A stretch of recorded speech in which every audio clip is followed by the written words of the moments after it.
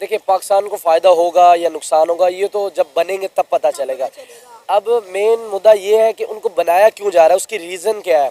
Main reason ये है, देखिए यूके जब ऑलरेडी बहुत ज़्यादा डेवलप है, इंडिया अपने आप को बनाने की कोशिश कर रहा था, बनाया है उसने, बहुत ज़्यादा इस तरह के काम किए हैं जो कोई भी यूरोप कंट्री नहीं कर सका। जैसे कि मीन्स है कि उनकी गाड़ियाँ इतनी ज़्यादा बनना शुरू हो गई हैं, उनका ट्रांसपोर्ट का जो इंफ्रास्ट्रक्चर है वो बड़ा तगड़ा हो गया है। फिर उन्होंने सोलर पैनल बहुत बड़ा लगा लिया जो चांद से भी नज़र आता है, ठीक है। फिर उनका सबसे ज़्यादा जो सबसे ज़्यादा है उनका बॉलीवुड है, उससे इतना पैसा जनरेट वो करते हैं ना कि उनके समझे कि 50% बजट का पैसा वहीं से आता है और लोग उनको देखना चाहते हैं। देखिए, इंडिया की फिल्में पूरी दुनिया में देखी जाती हैं, तो असल मेन ये है कि अब दुनिया मानना शुरू हो गया कि भाई इंडिया बहुत चीज़ों में आगे चला गया। और कोई भी सेक्टर उठा के देख लें, कोई भी उनका स्टार्टअप, कोई आईटी का निज़ाम, इंडिया की गाड़ियों का आप निज़ाम उठा के देख लें, उनकी फैक्ट्रीज देख लें, वो तीसरे, चौथे या पाँचवें नंबर पर हैं। देखिए, उनके अगर अंदरूनी मामला देखे जाए ना तो वो कोई इतने खास नहीं, पाकिस्तान से भी बुरे हैं, बट उनके जो इंटरनेशनल ताल्लुकात हैं और जो वो काम करते हैं नेशनल लेवल पे और फिर इंटरनेशनल लेवल पे, वो बहुत स्ट्रॉन्ग है, वो तगड़े हैं। जो वो अपना एक डिसीजन ले लेते हैं, चाहे उनकी फ़ौज हो चाहे आवाम हो, वो फिर एक पेज पे आ जाते हैं अंदर, चाहे जितनी मर्जी उनकी लड़ाई हो। मेन यूके को हटाने का यही मकसद था कि यूके ने पिछले 10 सालों में कुछ इस तरह का काम नहीं किया कि जो उनको समझा जाए कि नहीं ये इसमें अहल है, ये रहने चाहिए। वीटो, देखें वीटो होता क्या, मेन हमें ये समझना चाहिए कि वीटो के मीन्स क्या है, ये क्या चीज़ क्या है, वीटो का मतलब क्या है। अक्सर वहाँ हमारी वीटो को समझती नहीं कि वीटो है क्या। देखिए, वीटो एक इस तरह की चीज़ है कि वो किसी भी, ये जो यूनाइटेड नेशन है, ये यूनाइटेड के एक उन्होंने अपना एक इदारा बनाया है, ये किसी भी दुनिया में कोई भी चीज़ इम्प्लीमेंट कर देते हैं। यूनाइटेड का मतलब, अब इन मुल्कों का मकसद क्या होता है एक पेज पे, यानी कि जब भी इन्होंने किसी मुल्क के साथ कुछ भी करना है, ये सारे एक साइड पे हो जाएंगे, उनके साथ तिजारत, उनके साथ फंडिंग, उनके जो भी है वो सब कर देंगे। यानी कि अगर तो देखा जाए एक हिसाब से अच्छी चीज़ भी है, अगर इसका दूसरा रुख देखा जाए तो ये बहुत बुरी चीज़ है। यानी कि एक बंदे की लड़ाई की वजह से सारे एक साइड पे हो जाएंगे, उस मुल्क को मखलूज कर दिया जाएगा, माली तौर पे, तिजारती तौर पे वो बड़ा कमज़ोर हो जाएगा। इनके फ़ायदे भी बहुत है, नुकसान भी बहुत है, बट मेन जो आपका सवाल ये था कि जी हाँ, इंडिया को अब आ जाना चाहिए। देखिए, उन्होंने बहुत कुछ कर लिया, उनके देखें कुछ मामला ख़राब भी हैं, जैसे कि कश्मीर का है मामला उनके है, उनके अपने मुल्क में जो हिंदू मुस्लिम फसादात हैं वो बहुत है। ये एक ये हमें एज ए मुस्लिम हमें बड़े इरिटेट करते हैं ये वाक़यात, बट ये इंटरनेशनल लेवल पे कुछ ही नहीं समझा जाता इन चीज़ों को। इंडिया डिजर्व करता है, आप डिजर्व करता है, लेकिन मैं आपको जो मेन बात बता रहा हूँ कि हम इन चीज़ों को सोच के as a Pakistani, as a Muslim, हम नहीं उनको हम ये चीज़ें हजम नहीं कर पा रहे कि वो क्यों बनेंगे। लेकिन ये इंटरनेशनल, ये कुछ भी नहीं, वो कहते नहीं मुस्लिम का इमेज ख़राब किया हुआ है। देखिए, इंटरनेशनल लेवल पे ये बात को नहीं माना जाता। देखिए, मुस्लिम का जो एक इमेज था 2000 से पहले, अब से वो बड़ा डिफरेंट हो गया, तालिबान की वजह से, दाइश की वजह से, ठीक है, कुछ सिपा सलाह इस तरह के काफ़ी ज़्यादा है, वो ज़्यादा इमेज ख़राब हो गया। फिर अब इसराइल हमास की जंग चल रही है, तो यहूदियों ने यहूदियों को पावर में देखना चाहेंगे, वो एज ए मुस्लिम नहीं देखना चाहेंगे। बट अगर हम इंसानियत और मुल्क की बात करें तो इंडिया बहुत ज़्यादा आगे चला गया। नरेंद्र मोदी को पाकिस्तान के अंदर जो समिट हो रही है एससीओ की, उसके अंदर हमारे शहबाज शरीफ साहब ने ऑफिशियली तौर पर उन्हें ये कहा है कि आप आए जरूर, आप अगर लेट हो रहे हैं तो आप हमें बता दें, अगर आपका अमेरिका का विजिट है तो आप हमें बता दें, हम थोड़ा डिले कर लेते हैं। एक जिसे आप दुश्मन कहते हैं उसके लिए आप टाइम निकाल रहे हैं।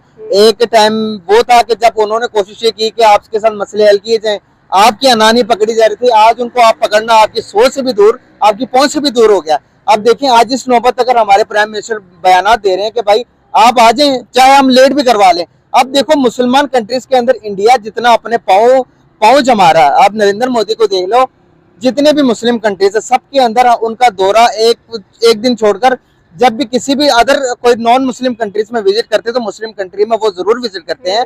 क्यों?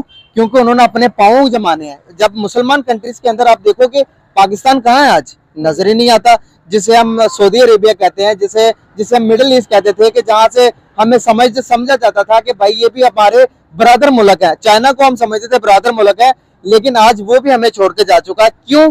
क्योंकि हम लोगों ने मांग कर हर एक मुल्क के सामने जाकर कटोरा जब आप करोगे तो आपकी कोई वैल्यू नहीं है दुनिया में। आज इंडिया की वैल्यू इसलिए दुनिया में हो रही है, नरेंद्र मोदी देने जाते हैं। अब देखो, जब वो जाते हैं, कॉन्फ्रेंस होता है पूरे के पूरे यूएई के अंदर, दुबई के अंदर जाम करवा देते हैं। 60 लाख इंडियन दुबई के अंदर पाया जाता है, और वहां पर मंदिर बनता है तो आप लोगों को तकलीफ होती है। आप सोचते हो कि अपनी मस्जिद जाके अमेरिका में बनाओगे, लेकिन पाकिस्तान के अंदर मंदिर बनने नहीं दोगे, पाकिस्तान के अंदर चर्च बनने नहीं दोगे, तो आप कैसे डेवलप करोगे? जब तक आप किसी को एक्सेप्ट नहीं करोगे, दुनिया में भी आपके जो एक्सेप्टेंस होती है वो खत्म हो जाती है, कोई आपको एक्सेप्ट नहीं करता। इंडिया जो है, इंडिया बहुत तेज़ी से तरक्की कर रहा है और इंडिया की डेवलपमेंट जो है वो डे बाई डे इंक्रीज ही हो रही है। तो मैं इस चीज़ से एग्री करता हूँ कि इंडिया 100% ये सीट डिज़र्व करता है। आप क्या कहेंगे? जी जी बिल्कुल, जिस तरह इन्होंने कहा है कि इंडिया डिज़र्व करता है, तो वो क्योंकि उसकी जो है क्या कहते हैं डेवलप हो रहा है, वो काफ़ी ज़्यादा हर चीज़ में हर उसमें अब उन्होंने जो है 10 मोटरवे मेट्रो उनके पास जो है उनकी चल रही हैं अभी इस टाइम, जो जबकि हमारे कंट्रीज़ में और बाकी कंट्रीज़ में भी जो है इतनी डेवलपमेंट नहीं हुई कि जब से कोविड-19 के बाद से हमारे जो है कंट्रीज़ में कभी इस तरह का डेवलपमेंट का वो नहीं आया। लेकिन एज अ पाकिस्तानी क्या आप इस बात से खुश हैं कि इंडिया के पास वीटो पावर जा रही है?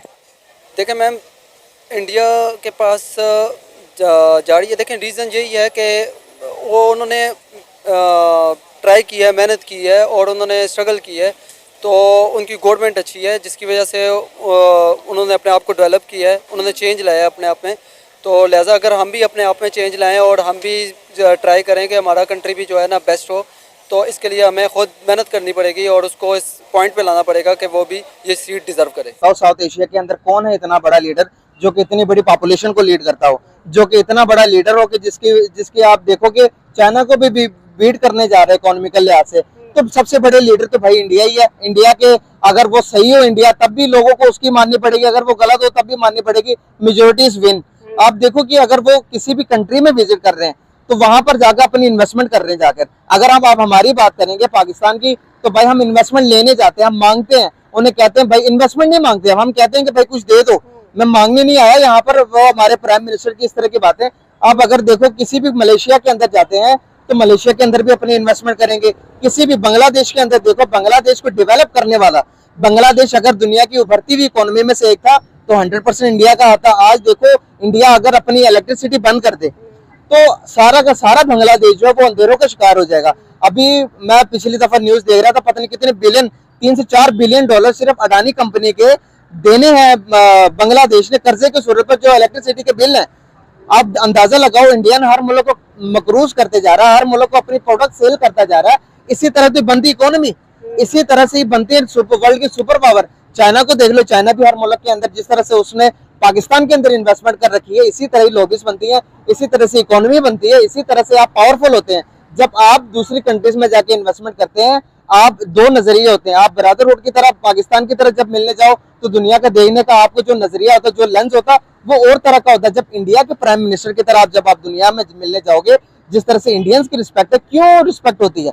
जब आप एज अ कौम भी करप्ट होते जाते हैं डे बाय डे, जब आप देखते हैं कि आपके मुल्क के अंदर महंगाई बढ़ रही है, जब आप देख रहे हैं कि आटा नहीं मिल रहा, रोटी नहीं मिल रही, तो लोग करप्शन, आपस में करप्शन करना शुरू कर देते हैं। जब करप्शन होता है तो ये करप्ट लोग यहीं से अपने मुल्क को छोड़कर जब अदर कंट्री में जाते हैं तो अपने मुल्क का जो निजाम इन्होंने करप्ट किया होता है, तो दूसरे मुल्क में जाकर उसका निजाम भी बेड़ा गर्क होता है। आप देख लो दुबई ने वीजे बंद कर दिए, आप देख लो जापान के अंदर से क्या न्यूज निकल कर आ रही है, आप ब्रिटेन के अंदर देख लो, यूके को जो अंग्रेज हम पर हुक्मरानी कर रहे थे, आप उनके पास जा रहे हैं, वो भी हाथ जोड़ने के भाई निकलो यहाँ से चले जाओ, खुदा का खौफ खाओ, क्या कर रहे हो आप? पूरी की पूरी इकोनॉमी को अपना तो बेड़ा गर्क करके यहाँ पर भी आ गए हो तबाह करने के लिए। लेकिन वैसे कौम हमें सीखना चाहिए इंडिया से। फैक्टर्स को एनालाइज करते हैं तो वो ग्रोइंग फेज के अंदर है। इट मीन्स कि अगर वो इंडिया को कंसीडर कर रहे हैं तो वो हर लिहाज से स्टेबिलिटी है उनके, इवन के चाहे बिजनेस सेक्टर आप उनका देख लें, उनकी इंडस्ट्री देख लें, कोई भी चीज़ अगर आप देखते हैं तो वो ग्रोइंग फेज में है। अब अगर हम उसके कंपैरेटिवली अपने मुल्क के हालात को ऑब्जर्व करते हैं तो we are facing an adversal condition right now. ना इकोनॉमिकली स्टेबिलिटी है, ना पॉलिटिकल स्टेबिलिटी है। ऑब्वियस ऐसा है कि अगर इंडिया जो है उसका परमानेंट मेंबर बनता है तो वो उनकी कम्पिटेंसी पे और जो करंट सूरत हाल में उनकी स्टेबिलिटी, बेसिकली सारे फैक्ट्स एंड फिगर्स जो है वो उनको उनकी उस डोमिनेंस को जो है वो प्रेजेंट कर रहे हैं। तो ओबियस अगर वो कर रहे हैं तो वो कोई ना कोई तो चीज़ है जो उस चीज़ को हाईलाइट कर रही है। अब अगर हम बात अपने कंट्री की करें तो हमारी जो कंडीशंस है राइट नाउ, ना पॉलिटिकल स्टेबिलिटी है, ना सोशल अवेयरनेस है। तो इन हालात में अगर मैं अपने एज अ एंटी यानी इंडिया को मैं यही कंसीडर करूं एंटी पाकिस्तानी, तो that will not be favourable for us, because क्योंकि जो भी है हम एक ही सन में यानी कि एक ही ईयर में हम लोग आज़ाद भी हुए, आज़ादी भी ली, लेकिन वो अपने इकोनॉमिकली स्टेबिलिटी की वजह से और प्रोग्रेस की वजह से हमसे बहुत आगे निकल चुके हैं।